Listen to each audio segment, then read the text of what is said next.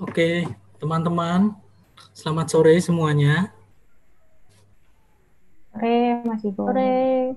Ya, terima kasih sudah dijawab karena mikrofonnya juga nggak semua hidup ya.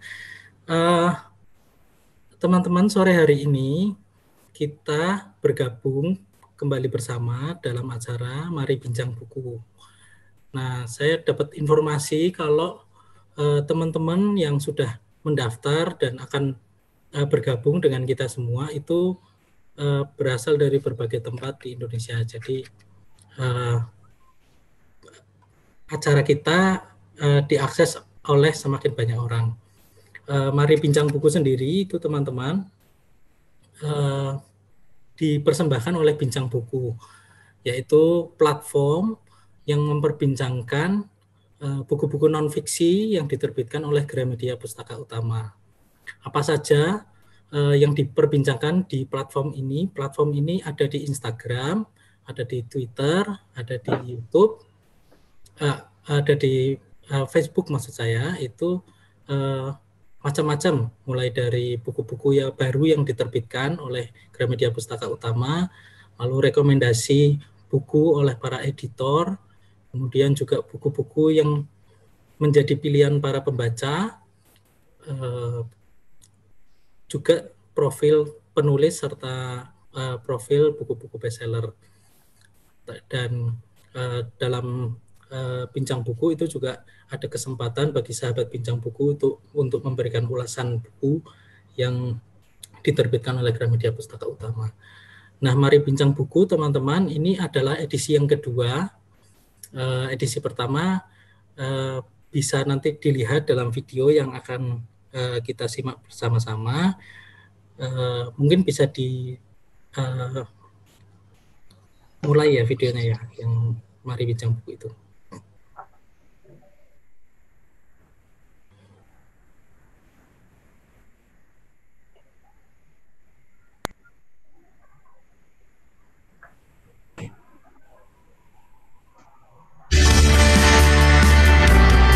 Mari Bincang Buku adalah salah satu acara yang diadakan oleh Bincang Buku. Di acara ini, kamu bisa sharing buku-buku favoritmu sesuai tema yang sedang banyak dibicarakan. Ada buku terinspirasi dari Bible Battle yang sudah berlangsung di Jepang. Selain adu buku dan sharing buku, di acara ini kamu juga bisa mengetahui buku-buku apa saja yang akan terbit dari Gramedia Pustaka Utama yang datang langsung dari editornya. Karena ini benar-benar related karena diceritain oleh si penulisnya langsung gitu. Terima kasih. Ini acaranya seru banget, sangat disarankan untuk Instagramer juga yang suka non fiksi. Karena saya suka sekali mereview buku dan kebetulan ini adalah suatu tempat untuk kita mereview buku, saling sharing di antara yang lain. Pengen ketemu sama teman-teman lain yang suka sama buku non fiksi juga dan pengen ngobrol sama mereka. Jangan lupa ikutan Mari Bincang Buku ya.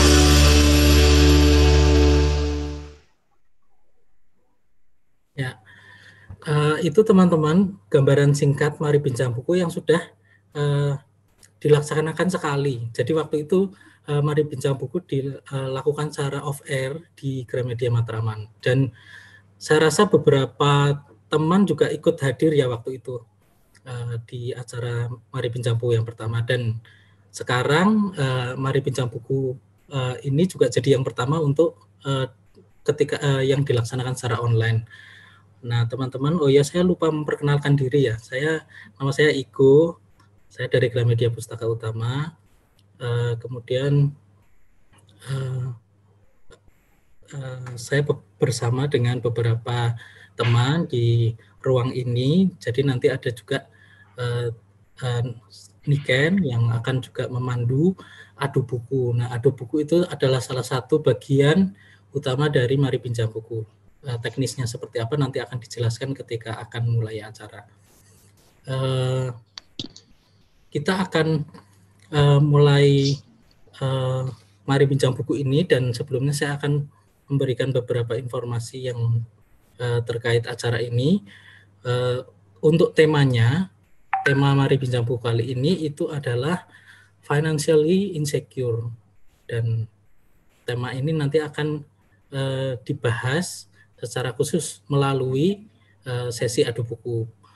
terkait tema financially insecure ini, jadi kita dalam Mari Bincang Buku kali ini akan memperbincangkan, saling berbincang dan berdiskusi buku-buku keuangan atau finansial dan investasi yang diterbitkan oleh Gramedia Pustaka Utama.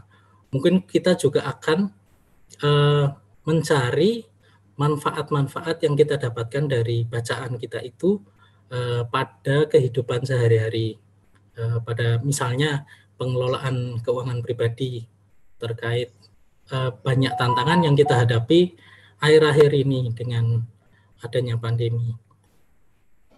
Kemudian saya juga akan menyampaikan beberapa informasi. Yang pertama informasi promo. Jadi teman-teman di gramedia.com ada potongan harga atau diskon 25%. Mungkin bisa sambil di-share screen ya informasinya. Ada potongan harga 25% untuk buku-buku non-fiksi terbitan Gramedia Utama. Untuk semua buku non-fiksi. Jadi nanti teman-teman bisa mendapatkan potongan itu di gramedia.com selama 1 bulan penuh dari tanggal 1 Agustus sampai 31 Agustus dengan kode promo yang tertulis di layar ini. Nah, teman-teman bisa catat mungkin ya, atau nanti juga ini dibagikan layar ini ke peserta. Catat saja. Ini akan akan berlaku tanggal 1 Agustus sampai tanggal 31. Potongan 25%. Kemudian yang lain, teman-teman Bincang Buku sebagai platform berbagi informasi buku non-fiksi itu juga punya toko di Shopee dan Tokopedia. Ada berbagai macam judul di sana yang teman-teman juga bisa pesan. Nah, ini mungkin juga bisa diperlihatkan videonya sebagai gambaran tokonya seperti apa.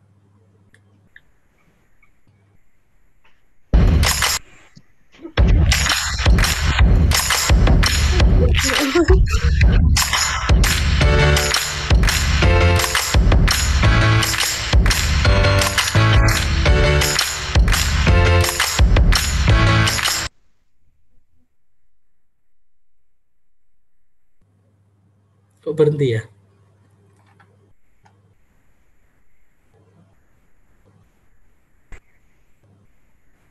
Nah,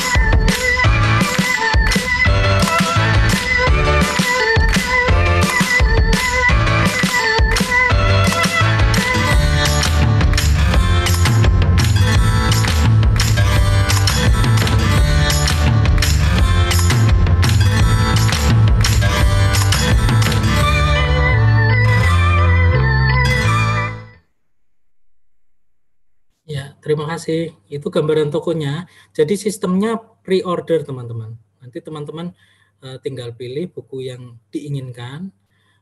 Kemudian kita cetakkan sesuai dengan pesanan teman-teman. Baik, teman-teman itu saja yang ingin saya sampaikan di bagian pengantar. Kita mungkin akan langsung ke segmen berikutnya, yaitu sharing dari salah satu sahabat Bincang Buku, yaitu Yuniar.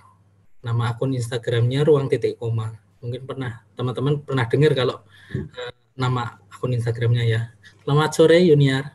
Halo, selamat sore teman-teman. Selamat sore Mas Igo. Ya. Mungkin Yuniar bisa menyapa teman-teman yang lain dan memperkenalkan diri dulu. Iya. Halo teman-teman, selamat sore. Nama saya Yuniar. Saya dari ruang titik koma ya.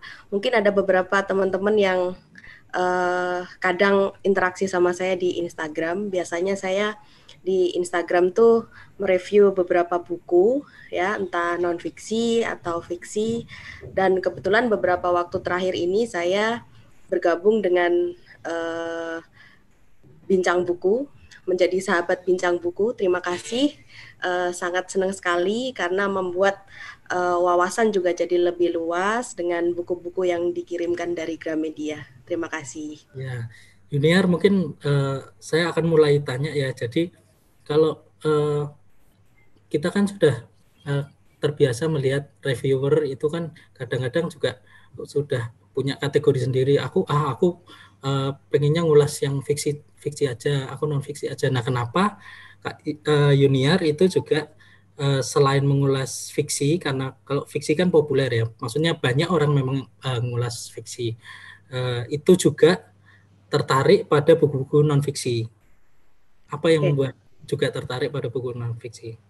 Ini menarik, pertanyaan menarik Mas Igo. Jadi begini, perspektif pandang yang memang menurut saya perlu dimiliki oleh setiap orang itu sebenarnya harus bisa sangat luas ya. Kita hidup di dalam kompleksitas yang sangat rumit ya. Dan semuanya itu kan saling terhubung. Kita hidup ini kan saling terhubung.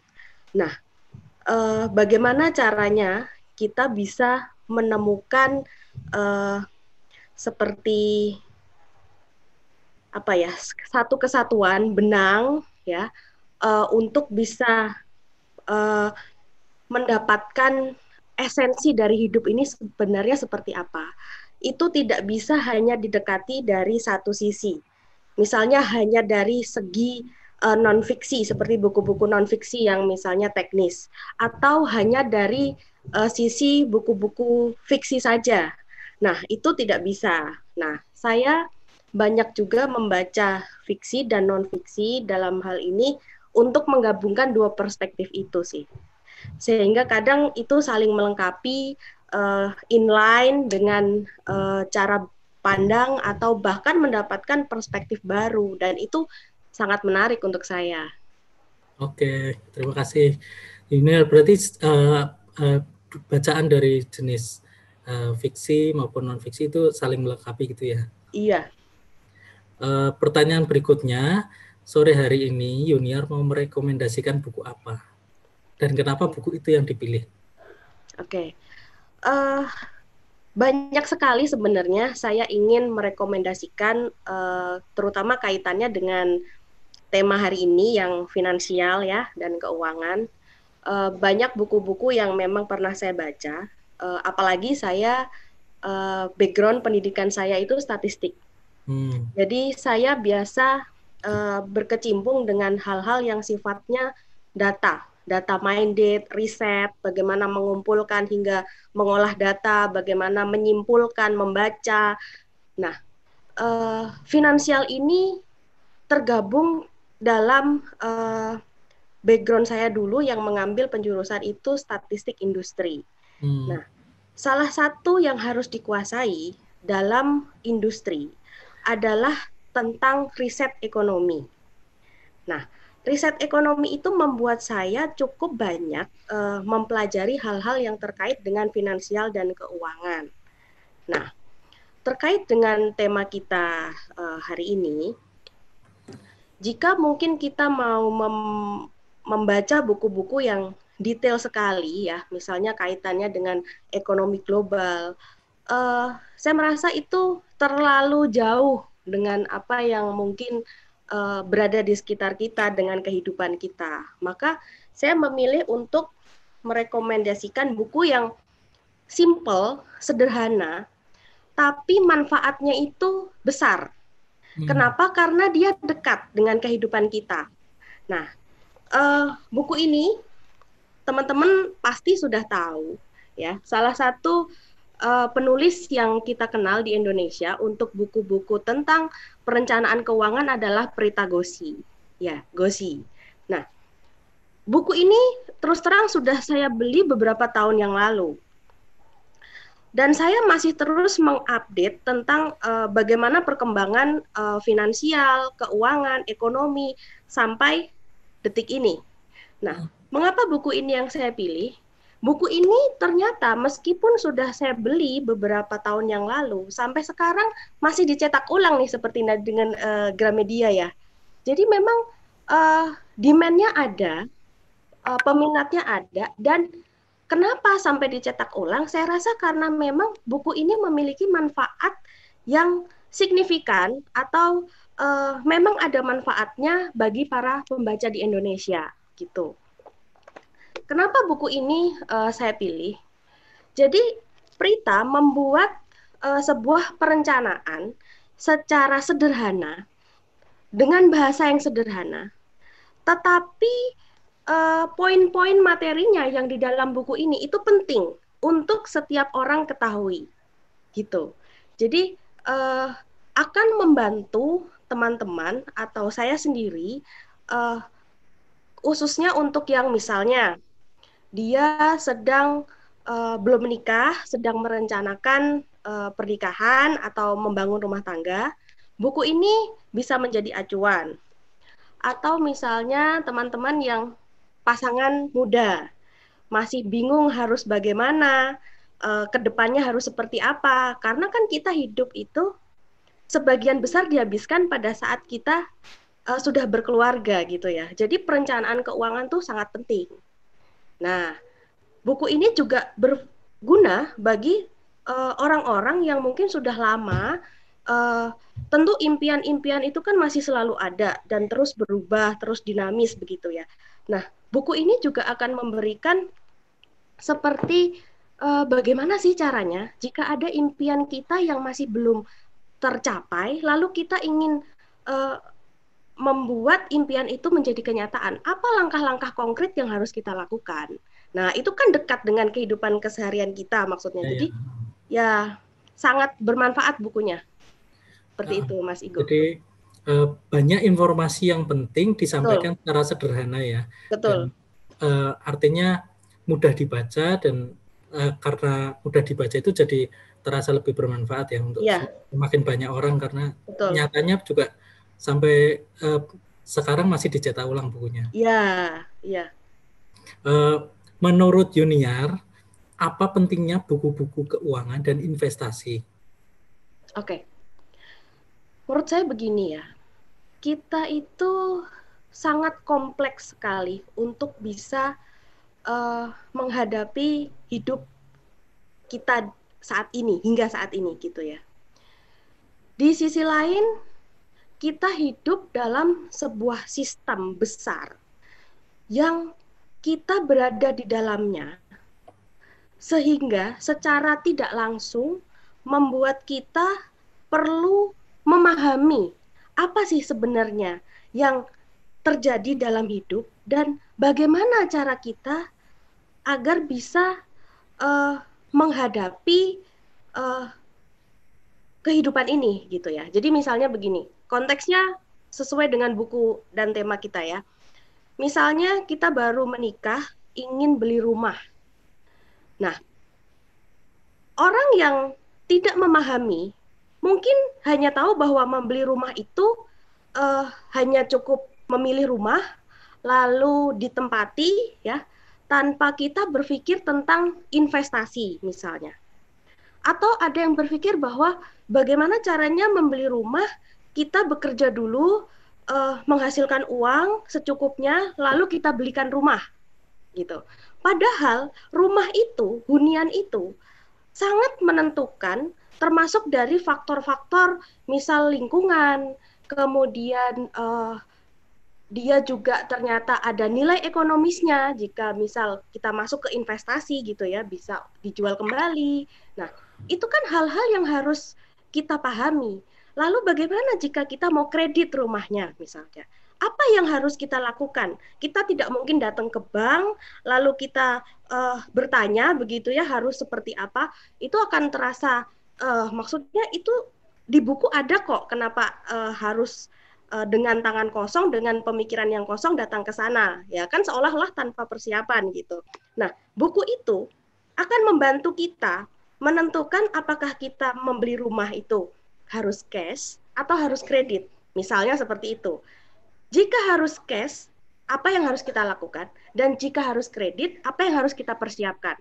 Karena bank juga misalnya sebagai lembaga pasti punya cara-cara, pasti punya mekanisme yang tidak setiap orang tahu. Nah, itu yang harus dipersiapkan oleh pasangan muda misalnya yang mau membeli rumah.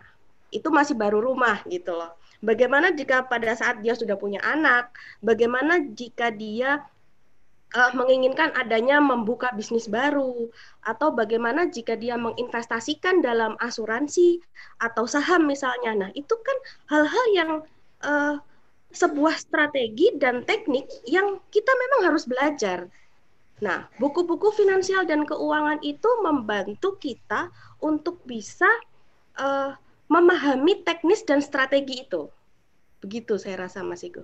Ya, terima kasih Yuniar. Saya kira poinnya berarti buku-buku keuangan finansial juga investasi itu memberikan panduan dan informasi bagi kita terkait bidang-bidang yang sebenarnya kita nggak banyak kuasai karena nggak kita dapatkan di sekolah gitu ya. Betul. Misalnya, kalau sekolah dulu kita mungkin hanya belajar istilahnya apa sih, misalnya manusia ekonomi atau apa sih, misalnya kita saham atau dividen atau kredit apalah asuransi. Kayak contohnya Yuniar tadi yang dikasih itu kan beli rumah itu kan nggak ada di sekolah. Maksudnya secara praktis itu nanti yang dihadapi apa saja, strateginya seperti apa itu kan nggak didapatkan di sekolah.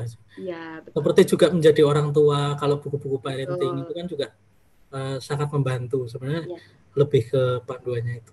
Terima kasih banyak Yuniar atas sharingnya, atas rekomendasi bukunya Make It Happen.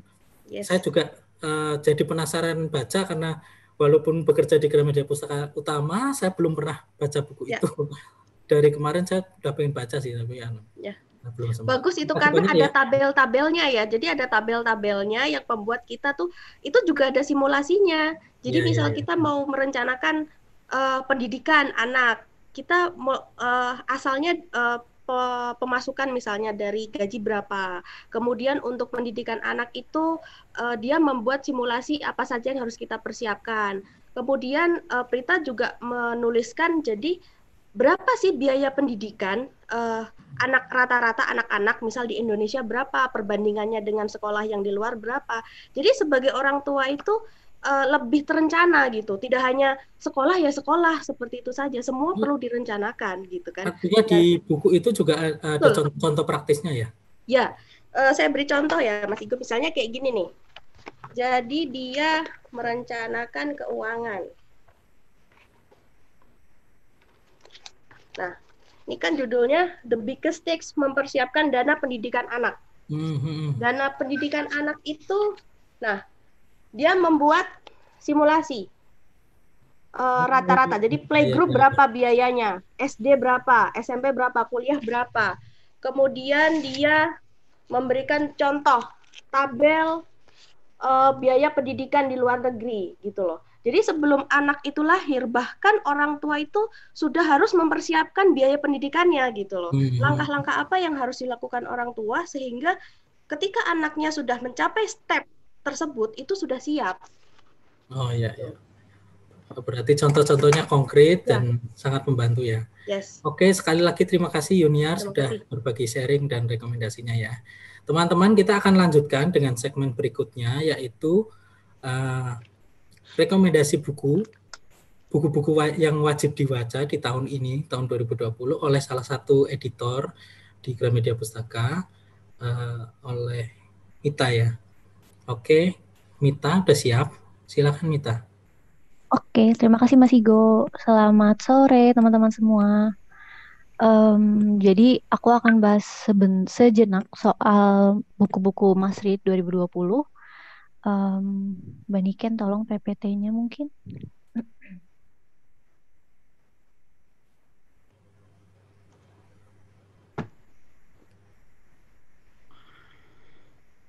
Oke.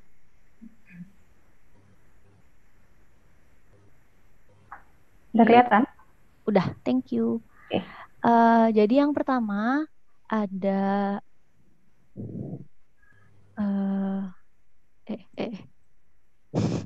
spoiler dari Ada Nunci.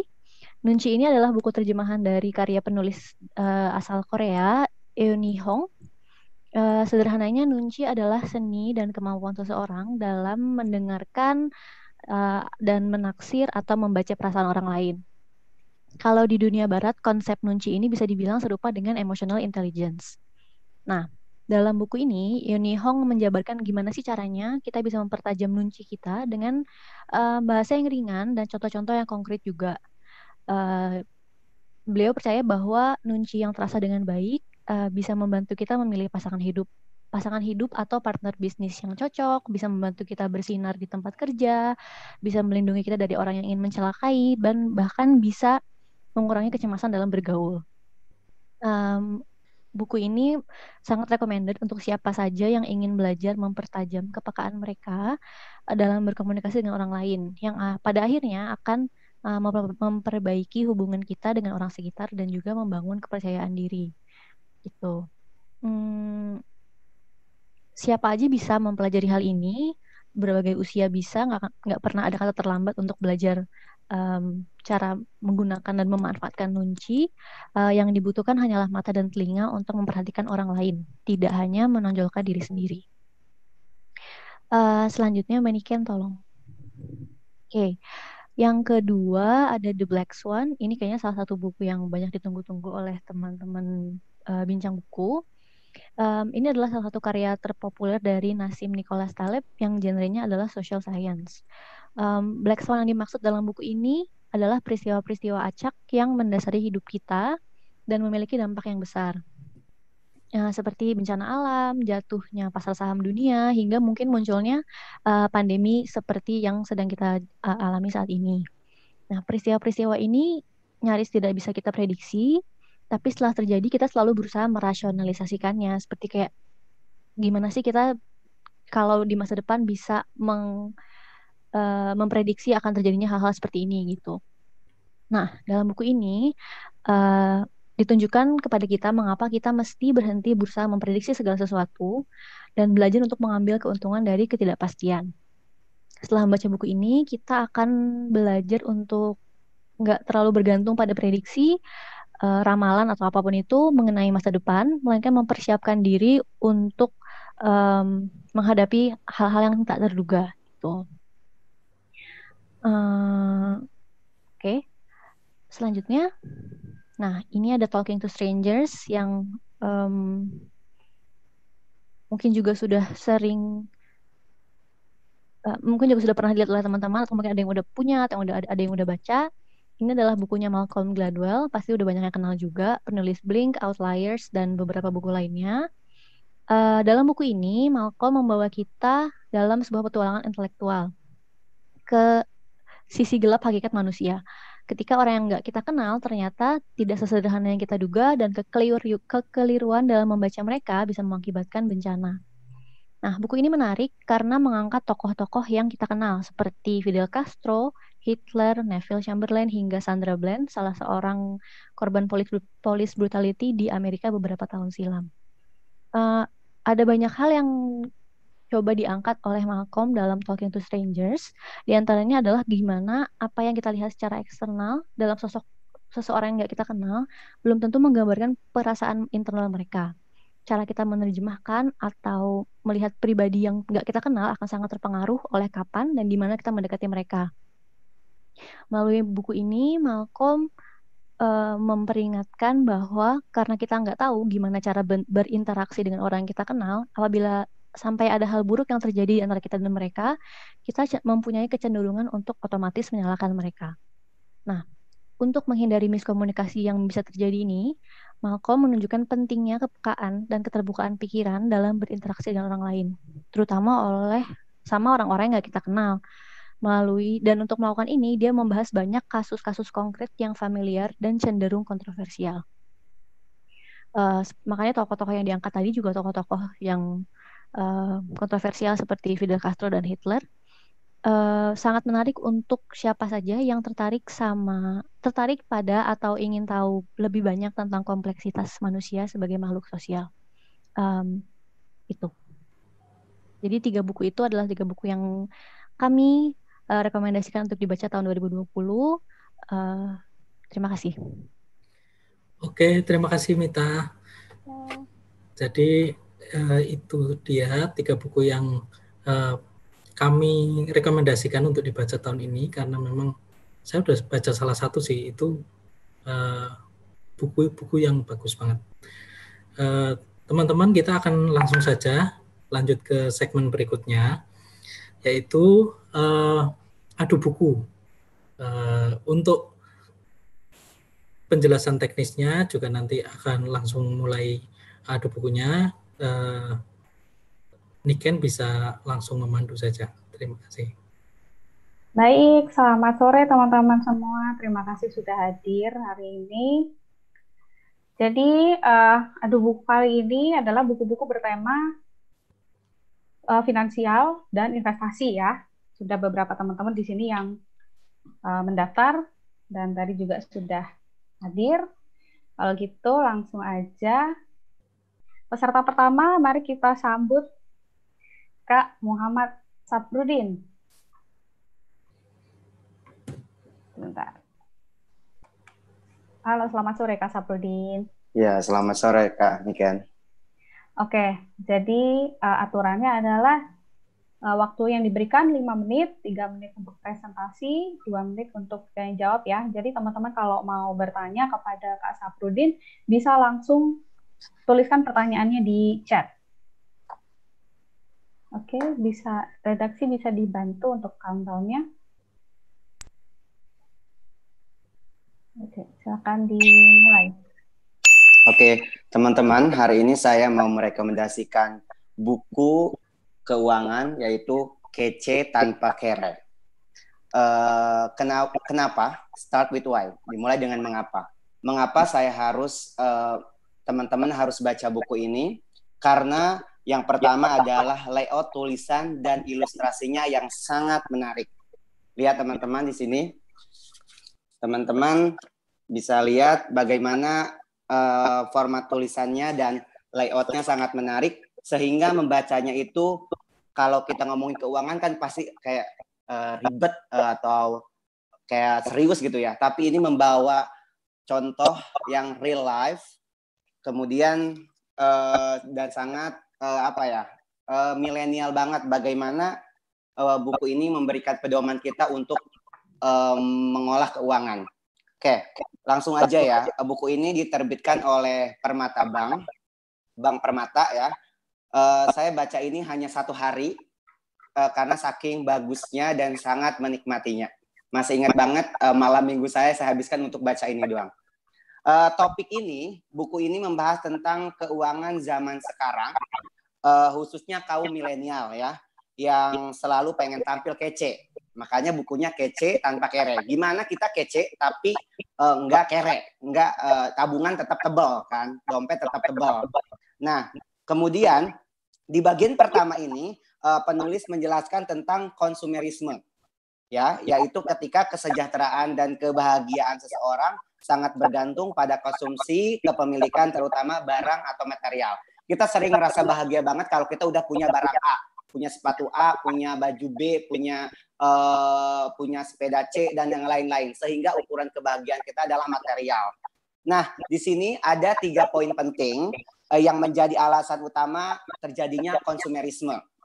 Nih teman-teman, yang pertama adalah kata buku ini adalah tekanan sosial, ya, apalagi dengan sosial media yang kita bisa lihat setiap detiknya kehidupan orang-orang. Bagaimana yang pamer-pamer, yang lagi hangout di mana, semua menampilkan yang terbaik di sosial media.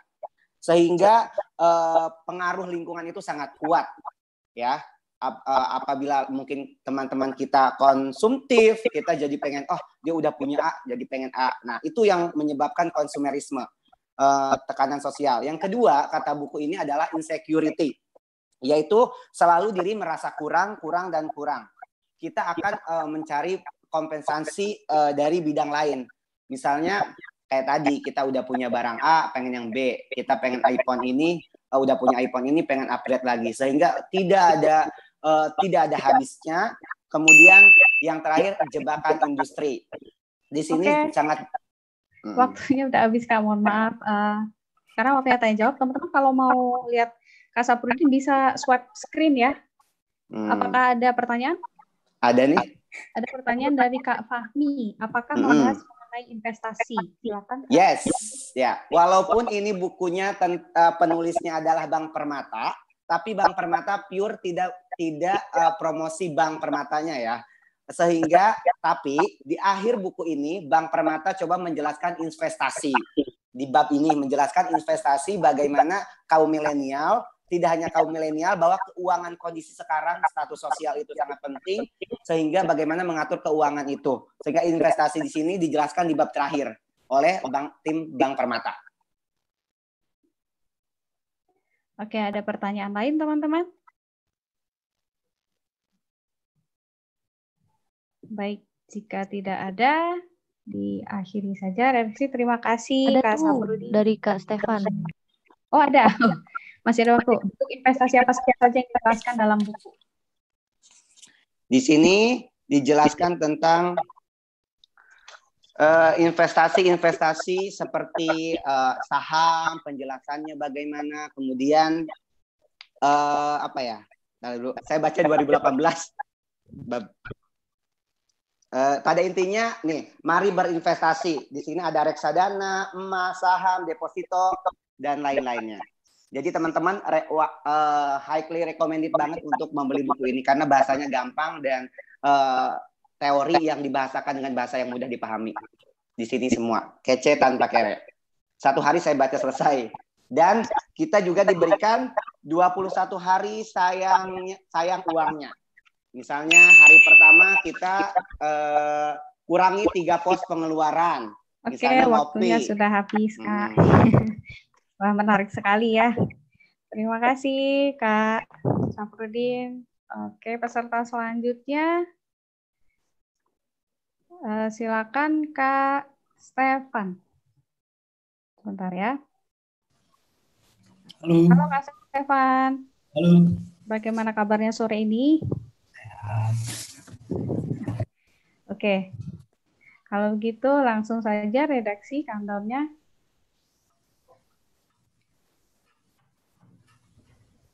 Oke, silakan Kak Stefan.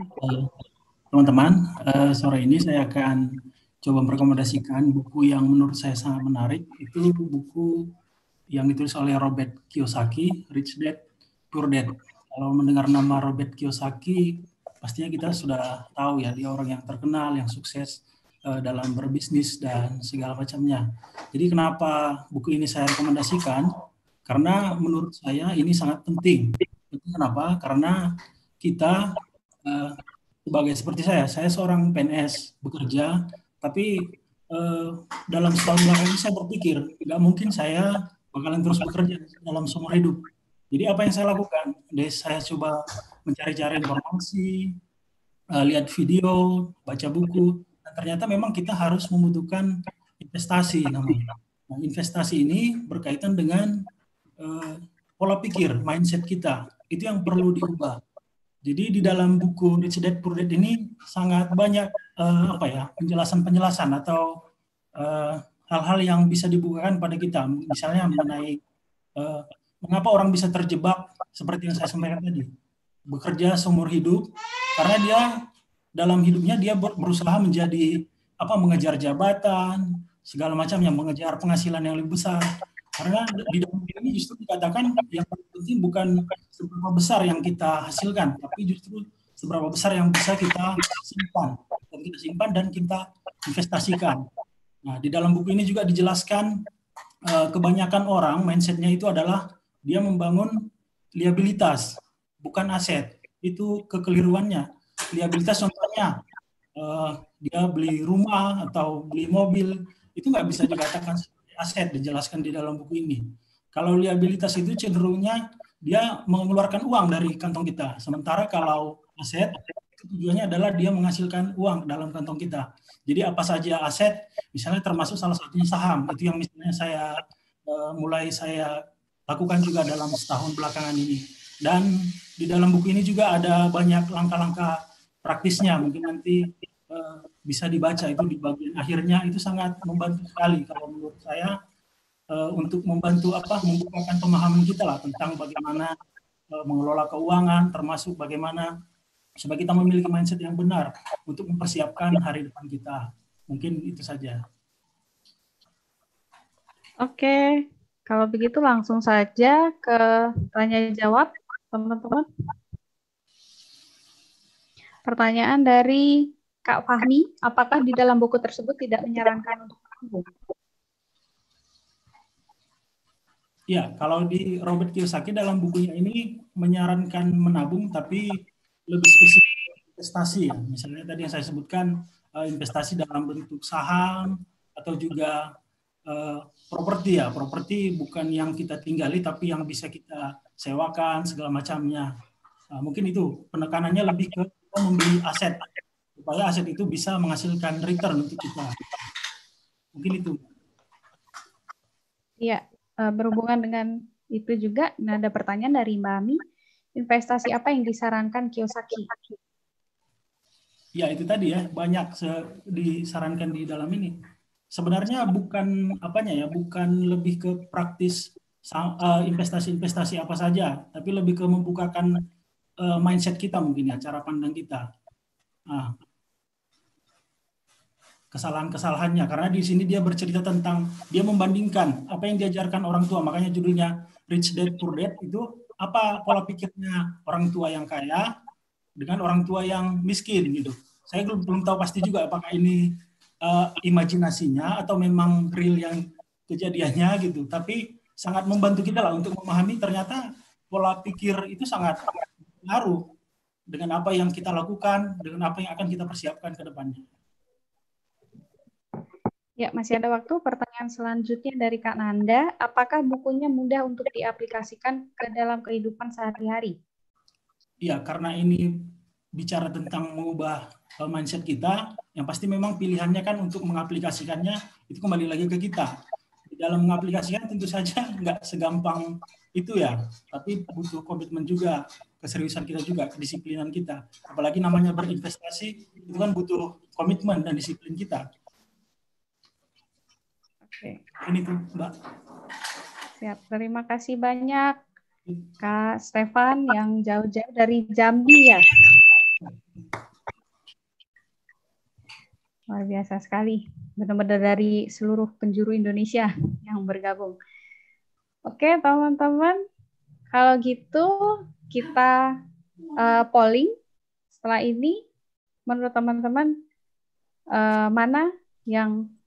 mana buku yang ingin teman-teman baca berdasarkan penjabaran dari Kak Safrudin dan Kak Stefan. Bisa minta tolong redaksi untuk pollingnya. Nanti akan muncul ya teman-teman di layar masing-masing. Jadi silakan langsung diklik aja. Oke, kita tunggu dulu sebentar.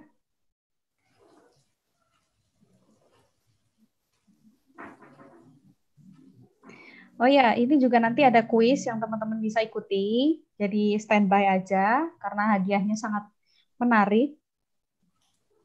Akan ada 2 kuis ya, teman-teman. Dan karena kuisnya agak berpikir sedikit, nanti saya kasih waktu 1 menit untuk teman-teman menuliskan jawaban dan pemenangnya akan diumumkan di akhir acara. Jadi jangan khawatir.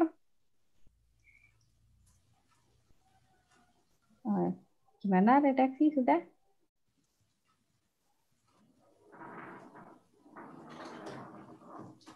Oke.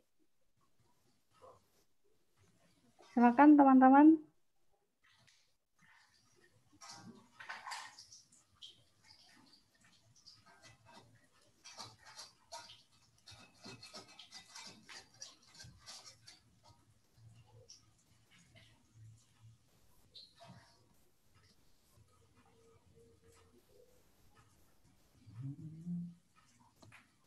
Sudah mengirim semua? Silakan yang belum. Masih ada 5 orang yang belum voting.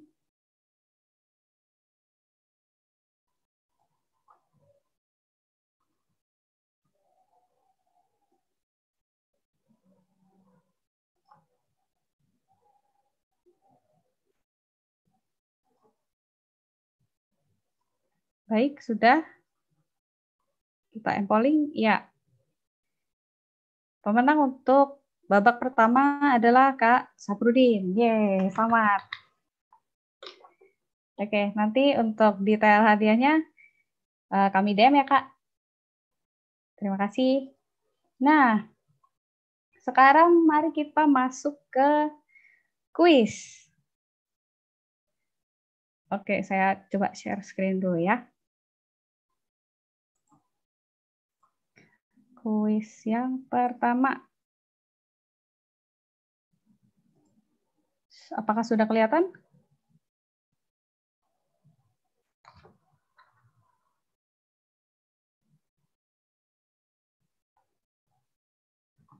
Mas Igo sudah terlihat, Mas Igo? Belum. Gelap ya? Gelap. Sebentar. Baik. Nah, ini dia.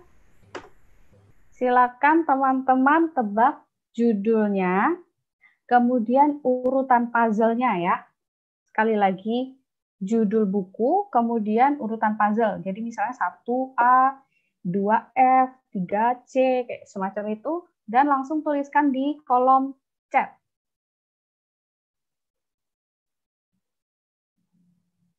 Jawabannya harus benar dan lengkap ya. Ya, masih saya tunggu.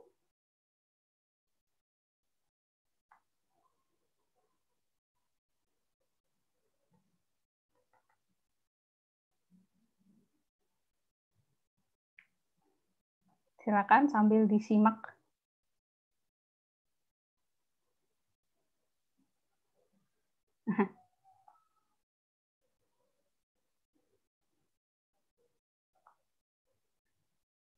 Tiba-tiba ada tanda panah. Sudah?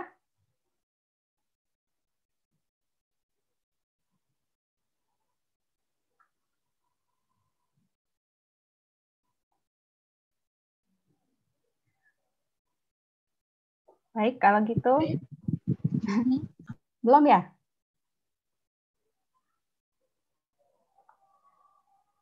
Belum, Mbak. Oke, silakan.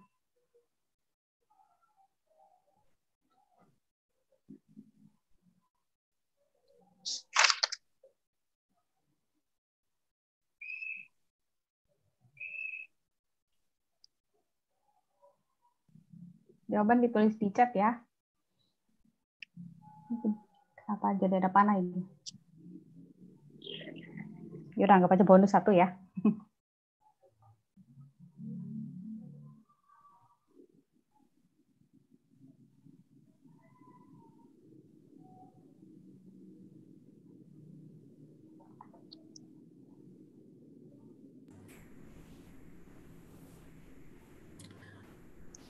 Baik. Oke. Kalau begitu langsung saja kita lihat jawabannya. Tantara. Ini dia judul bukunya, yaitu Reinventing Your Life. Solusi mengubah tindakan negatif dan merasa lebih baik. Buku ini sudah mulai pre-order ya di Shopee Gramedia. Linknya bisa dicek di akun Bincang Buku. Oke. Nah, sekarang kita memasuki sesi adu buku yang kedua.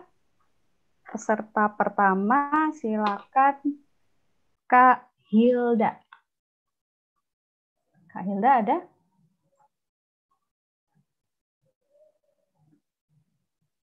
Halo, Kak Hilda.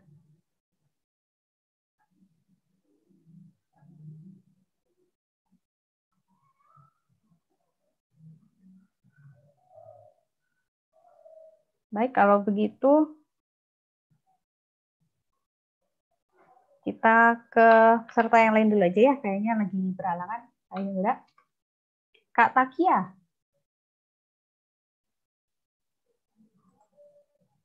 Apakah ada?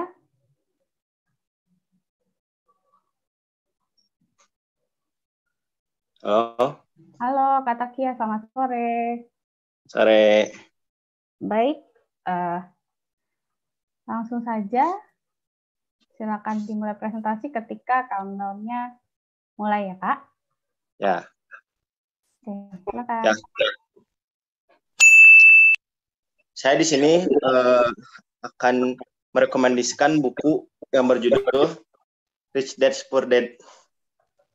Jadi bagaimana di sini tuh kita diubah perspektifnya, perspektif tentang bagaimana kita pentingnya investasi dan sesuatu hal yang tidak diajarkan di sekolah. Kebanyakan dari kita menganggap bahwa sekolah, terus kerja, terus kita dapat penghasilan yang sebenarnya itu tuh sebenarnya bukan sebuah solusi untuk kita ke depan, karena pada hakikatnya itu malah kita terikat kepada pajak kita sehari-hari, terus kepada keuangan, misalnya kita harus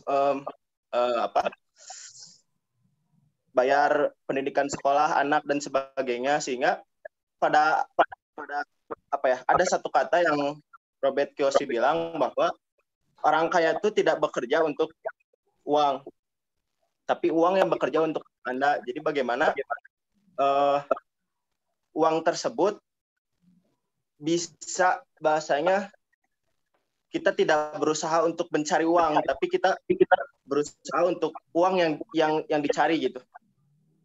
Bagaimana dengan lakukannya dengan apa? Dengan investasi, dengan sesuatu hal yang bagaimana itu tuh bisa menabung kepada investasi, bukan liabilitas. Banyak dari kita menganggap bahwa rumah itu sebagai investasi, padahal uang itu bukan sebuah investasi, tapi uang itu adalah rumah itu adalah utang gitu. Jadi itu sih. Terus bagaimana kita dipertentangkan dengan perspektif antara ayah kaya dengan ayah miskin yang ngebuat bahwa uang itu adalah kekuatan, tapi di samping lain uang itu adalah sebuah hal yang membawa keburukan gitu. Nah, bagaimana di situ dipertentangkan gitu. Terus ada lagi apa ya?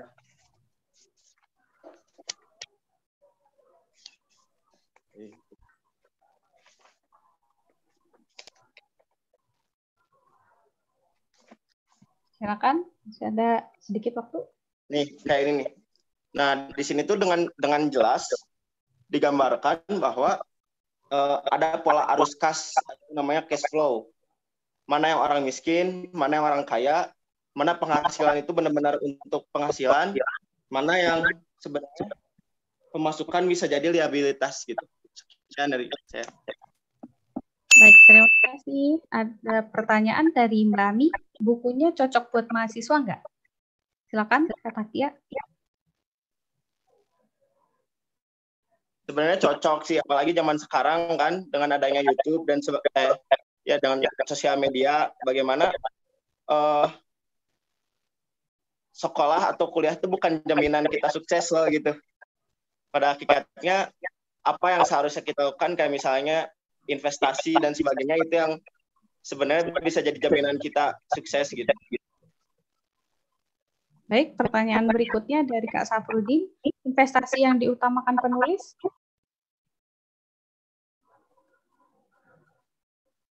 Investasinya kayak seperti investasi rumah sih, kayak misalnya bagaimana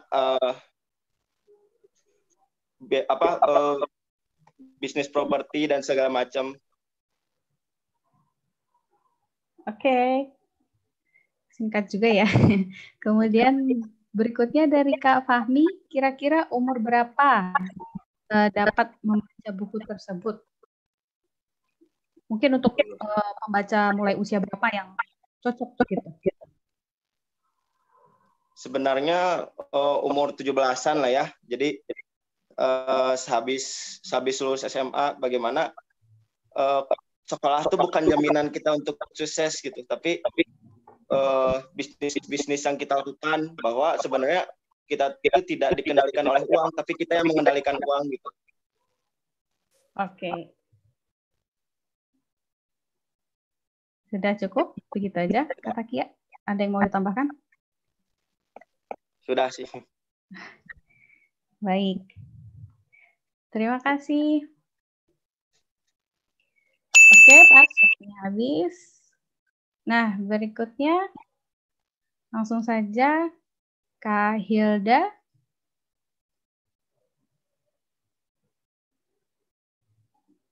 Mana nih Kak Hilda?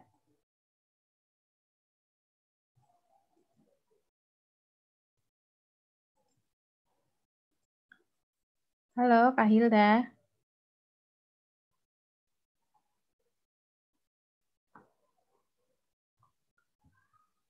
Oh, kok tiba-tiba hilang? Sebentar ya. Ada mungkin teman-teman yang setelah menyaksikan seperti apa adu buku ini, ada yang ingin berpartisipasi, silakan raise hand.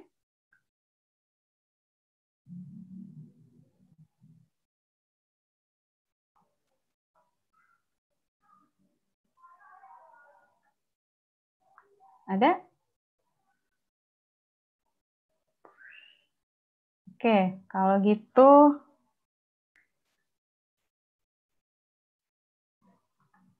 Kak Haris mungkin ada di sini serta selanjutnya.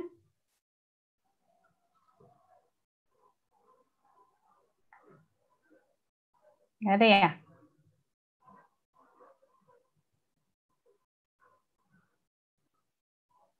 Oke, Kak Anggun.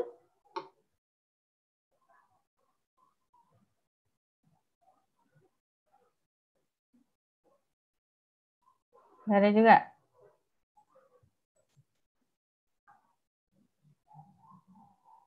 Baik, sebentar. Mungkin kita coba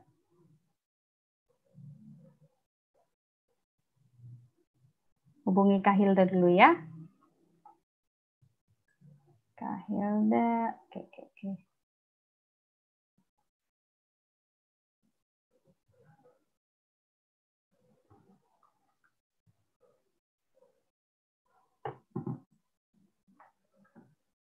Baik, kalau begitu kita lanjut ke kuis selanjutnya aja ya. Kuis berikutnya ini juga agak mikir, tapi teman-teman tenang aja. Yang ini lebih mudah daripada yang tadi. Nah, sebentar. Oke.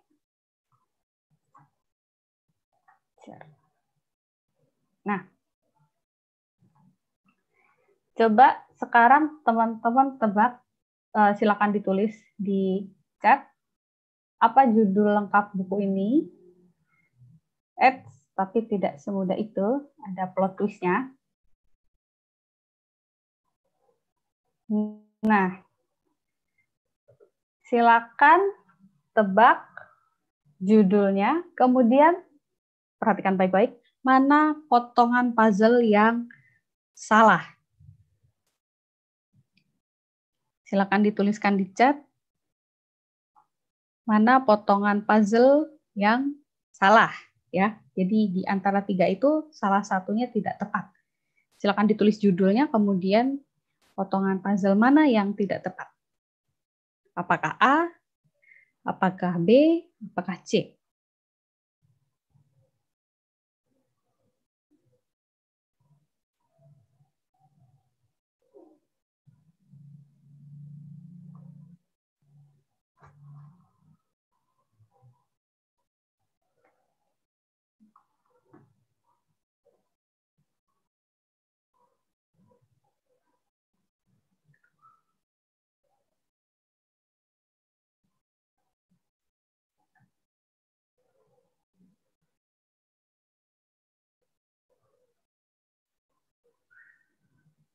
Sudah menjawab semua teman-teman?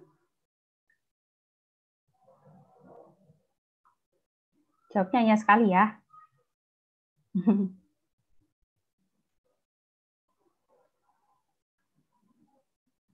Baik.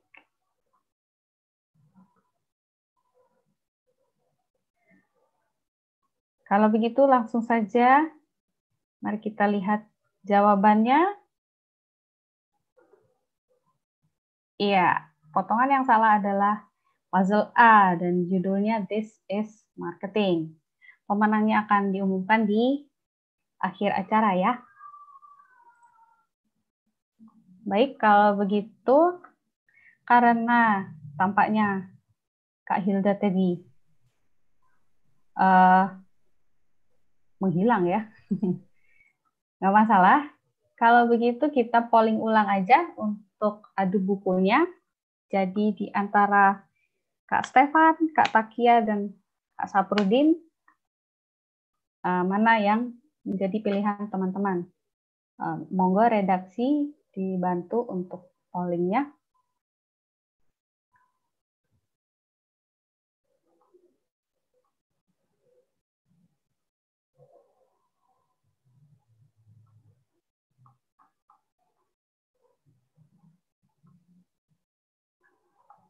Bagaimana redaksi? Oke, kita tunggu ya teman-teman.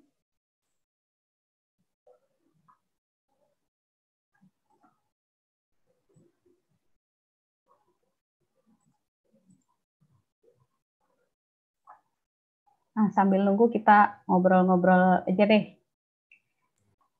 Mas Igo, halo. Halo Mas Igo.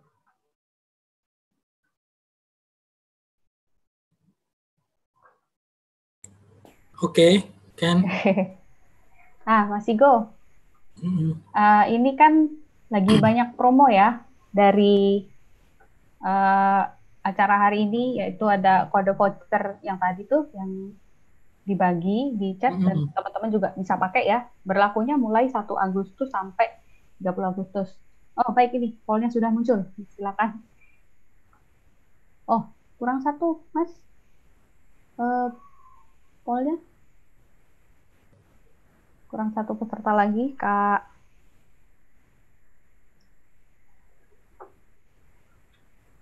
Takia tadi. Oke. Mas Igo kira-kira pengen beli buku apa nih? Pakai promo yang diberikan, lumayan loh, 25%. Iya, aku tertarik sama buku Make It Happen itu sih, Ken. Karena memang ya nggak cuma karena udah direkomendasikan dan dibahas oleh Yuniar tadi ya, tapi memang pengen ngerti perencanaan keuangan dalam tahap yang basic itu, dasar. Walaupun yang dikelola nggak ada. Jangan terlalu jujur gitu loh, Mas. Apa-apa kan kita belajar dulu sama-sama. Ya. Tapi memang banyak yang rekomendasiin buku itu sih, karena buku itu memang ya sederhana sama bagus. Oke. Nah, ini pollingnya. Teman-teman silakan pilih. Mas Igo bisa pilih juga. Oh, nggak bisa ya?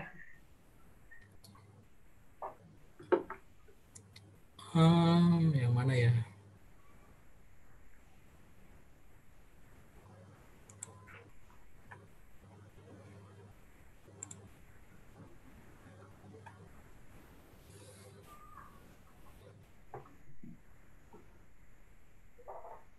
Oke, kalau sudah pilih semua, langsung saja hasil pollingnya. Pemenang hari ini adalah Kak Stefan. Kemudian juara 2-nya, wah pollingnya sama, Kak Saprudin dan Kak Takia. Sama-sama 4 voting, 27%. Selamat! Nanti untuk hadiahnya akan kami kirim ke alamat masing-masing ya. Spesial Mas Igo yang mengirimkan. Oke. Oh ya Mas Igo. Ya. Selain baca buku yang sudah ada, kemudian buku-buku yang direkomendasikan oleh Mita tadi, tapi misalnya gini nih, aku pengen baca buku-buku yang direkomendasikan Mita, tapi masih belum berani ke Gramedia gitu. Itu bisa beli di mana ya? Belum berani ke toko maksudnya? Ya. saya pikir banyak sih pilihannya, yaitu bisa ke gramedia.com, terus juga Bincang Buku juga punya toko kan. Jadi kalau yang memang susah ke gramedia.com, lebih ribet prosesnya, ya langsung ke Shopee atau Tokopedia aja juga bisa. Itu juga langsung akan ketemu toko Bincang Bukunya. Oh, free ongkir nggak Mas? Oh ya enggak. Oke.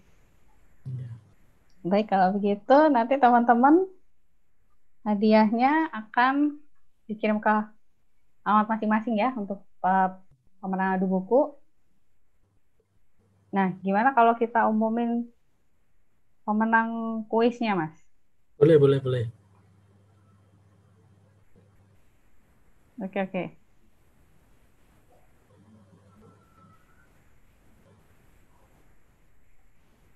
Bisa dilihat lagi. Untuk pemenang kuis pertama tadi ada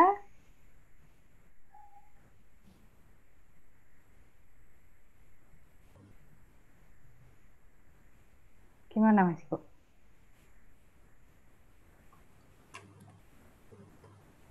Coba kita lihat jawabannya ya.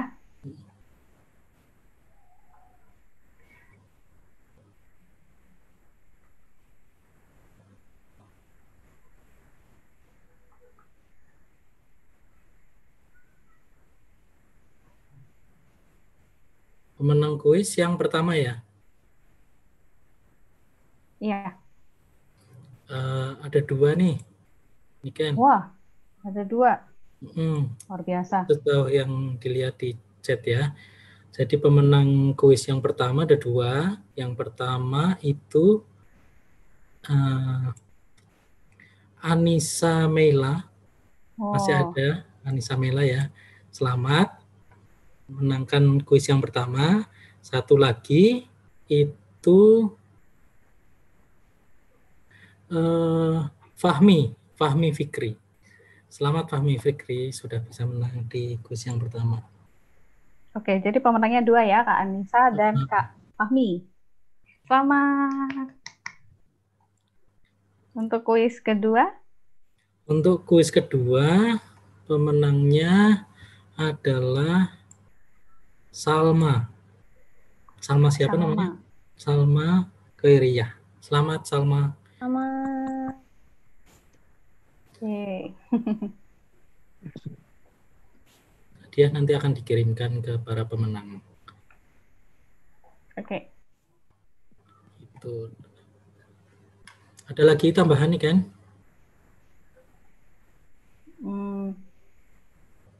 Itu aja Mas, kurasa. Oke. Terima kasih Niken sudah memandu sesi adu bukunya. Teman-teman semua, sebelum saya menutup Mari Bincang Buku edisi kedua kali ini, pertama-tama saya ingin mengingatkan teman-teman beberapa promo yang sedang dan akan bisa teman-teman manfaatkan. Yang pertama, ada promo Gramedia Payday. Ini promo yang sudah sedang berjalan. Jadi teman-teman bisa mendapatkan potongan harga 30% di seluruh untuk seluruh buku di Gramedia. Nah, ada di ini Cilacap. Minimal 150.000 untuk buku-buku Gramedia. Kota-kota lain aja mah pasti ada. Ya. Kemudian ini yang pertama ya, jadi teman-teman bisa memanfaatkan promo ini hanya 3 hari. Dari tanggal 24 sampai 26. Jadi masih ada hari ini dan besok ya untuk bisa teman-teman manfaatkan. Yang kedua, teman-teman juga bisa memanfaatkan promo bulan Agustus, diskon 25% untuk buku-buku non-fiksi terbitan Gramedia Pustaka Utama. Jadi promonya belum berlaku sekarang, tapi nanti bulan Agustus selama 1 bulan penuh teman-teman bisa mendapatkan potongan buku ini. Ini lumayan karena 1/4 dari harga jual bukunya. Dan dengan kode promo ini ya, teman-teman bisa catat kode promonya. Jadi nanti bisa dimanfaatkan dengan baik.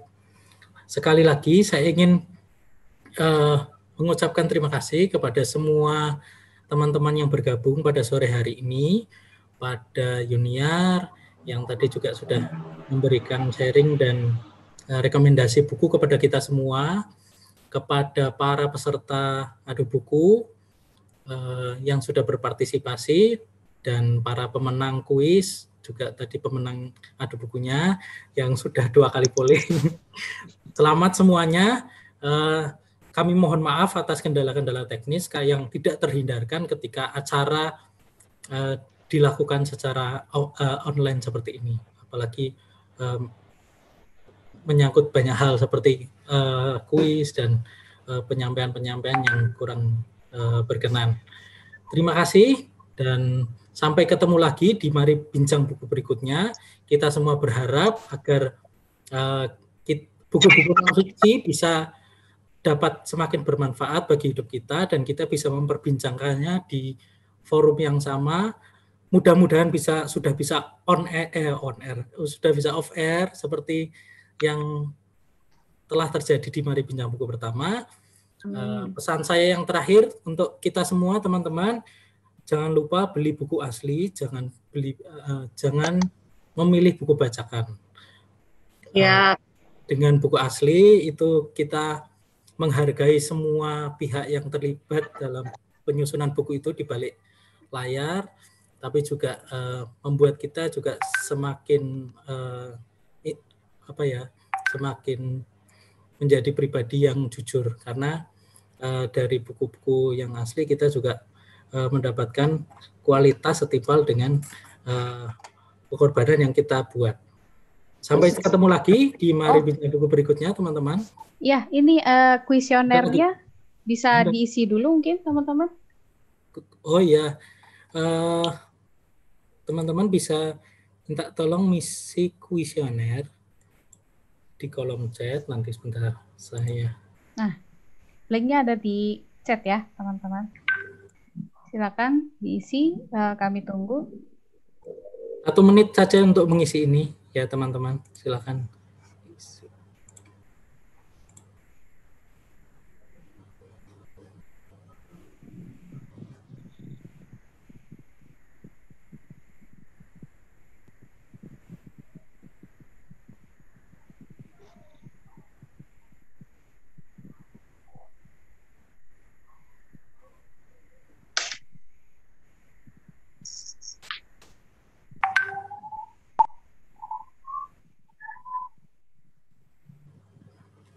Foto bareng. Ini kan. Oh iya, foto bareng. Teman-teman. Ada gimana sih foto bareng? Tampilannya di ini, Mas. Tampilan masing-masing, silakan start video. Teman-teman di rumah semuanya start video dong, biar kelihatan gambarnya, bisa foto. Tunggu ya. Ayo. Yeay. Sambil ngisi kuesioner ya. Kuesionernya diisi juga ya.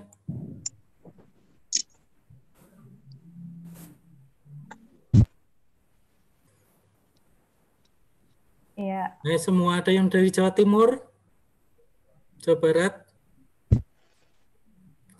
Kayaknya yang daftar ada yang dari Bali juga. Ada ikut nggak ya? Mas sore. Selamat sore. Selamat sore semua. Ayo dong yang belum videonya.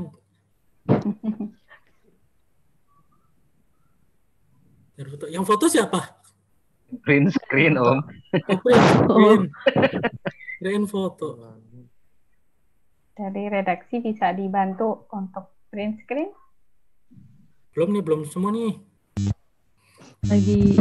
Ayo Mas Triplu Taranto, Mas Fahmi Fikri, Mbak Claudia Saras, Mas Vincent kan ya? Mas Mahesa Daeng. Nah, ya kita nanti akan foto bersama. Mbak Salma itu foto atau video ya? Siapa? Di screenshot, Mas. Biasanya sih semuanya dada-dada gitu ya. Begini. Oh. 3, 2, Hitungin ya, 3, hitungin Mas 2, Novi nanti. 1. Ya, oke. 3, 2, 1. Oke, terima kasih semuanya, Mas Iko, teman-teman. Terima kasih teman-teman semua. Terima kasih.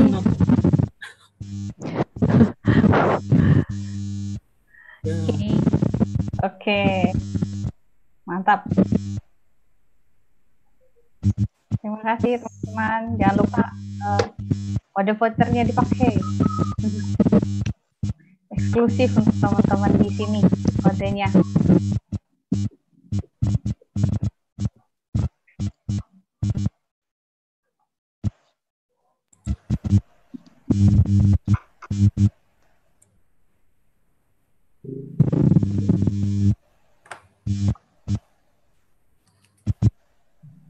Dikasih musik mungkin lah biar seru.